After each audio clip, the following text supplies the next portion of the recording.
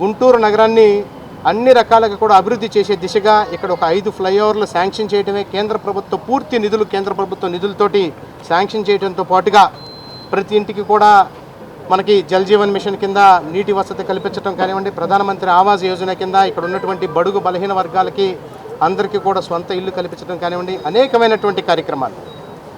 గతంలో కనుక మనం చూసినట్లయితే ఇదే గుంటూరు నగరానికి 550 కోట్ల రూపాయలతోటి అండర్ గ్రౌండ్ డ్రైనేజ్ను కూడా కేంద్ర ప్రభుత్వం 2019లో దీనికి శాంక్షన్ చేయడం జరిగింది. ఈ కార్యక్రమాలన్నిటికీ కూడా నరేంద్ర మోదీ గారి యొక్క ఆలోచన ఇవాళ దేశం మొత్తం కూడా డెవలప్ కావాలి. భారతదేశం 2047 నాటికి అగ్రగామి దేశంగా ఉండాలంటే ఈ దేశంలో ఉన్నటువంటి ప్రతి రాష్ట్రం ప్రతి ప్రాంతం కూడా అభివృద్ధి చెందాలని ఒక ఉద్దేశంతో వీటన్నిటికీ కూడా సహకరిస్తూ ఉన్నారు. ఇవాళ క్షేత్రస్థాయిలో పరిశీలన కోసం అందరం కూడా రావడం జరిగింది. మీ ద్వారా ప్రజలందరికీ కూడా విజ్ఞప్తి చేస్తూ ఉన్నాం.